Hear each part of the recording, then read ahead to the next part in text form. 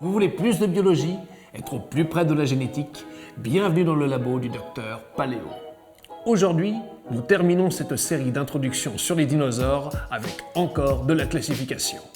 Mais attention, on parle là d'un autre type de classification. La classification de von Linné, nous l'avons vu la dernière fois, a permis d'organiser les différentes espèces selon une hiérarchie. Mais là où la classification a ses limites, c'est qu'elle ne se base uniquement que sur des caractères physiques. Mais il faudra attendre les travaux des naturalistes Lamarck et Darwin qui réfuteront ce système fixiste et mettront en avant les premiers principes de l'évolution. Une question abordée différemment entre les deux hommes. Lamarck parle de transformisme. Les espèces subissent une mutation croissante selon leur métabolisme et une adaptation de leur comportement ou de leurs organes selon leur milieu.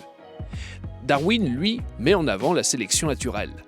C'est à partir de toutes ces idées que découle alors la classification dite moderne, appelée la phylogénie. Cette nouvelle notion part du principe que les organismes possèdent entre eux un lien de parenté. Ce nouveau genre de classification, dite phylogénétique, ne se base plus sur des ressemblances physiques, mais sur des degrés de parenté entre espèces. Attention, ce type de classification n'est pas à confondre avec la généalogie. Même si un arbre phylogénétique se construit autour d'un ancêtre commun, elle ne figure que la parenté entre espèces et non pas l'ascendance d'une espèce. Quel rapport avec le choucroute? Eh bien, le sujet du jour serait justement de savoir où se placent nos fameux dinosaures dans le monde du vivant. Car quand on vous parle de dinosaures, vous pensez également mammouth, tigre à dents de sabre, ptéranodon, plésiosaure ou dimétrodon.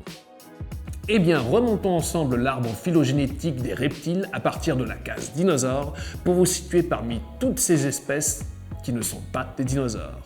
Pour commencer, le superordre des dinosaures fait partie d'une division de reptiles appelée les archosaures, qui regroupe également les crocodiliens et les ptérosaures, les fameux reptiles volants. Les espèces, comme le ptéranodon, font partie des cousins les plus proches des dinosaures. Encore au-dessus, vous avez la sous-classe des diapsides. On y retrouve d'autres cousins des archosaures, comme les ichthyosaures, les reptiles marins aux allures de dauphin, et l'infraordre des lépidosauromorphes, qui regroupe tous les autres reptiles marins, comme les plésiosaures, ainsi que les lézards, les serpents et les varans. Et enfin, au-dessus, on tombe sur la classe des sauropsides, alias les reptiles. Parmi les autres sous-classes de sauropsides, on retrouve les synapsides contenant les thérapsides et les pélicosaures auxquels appartient notre dimétrodon. Les thérapsides, eux, donneront naissance aux mammalia, les mammifères donc, tels que les mammouths et les smilodons qui sont pour le coup contemporains des hommes et non des dinosaures. Ce dernier petit voyage dans la classification met désormais fin à l'introduction des dinosaures. Désormais, vous avez toutes les cartes en main pour en savoir plus sur ces légendes primitives. Ça ne m'empêchera pas d'y revenir pour expliquer certains détails. Sur ce, je vous donne rendez-vous pour la prochaine et dernière introduction à la chaîne. N'hésitez pas à vous abonner pour suivre les prochains cours. Venez nombreux, je ferme le labo. À plus.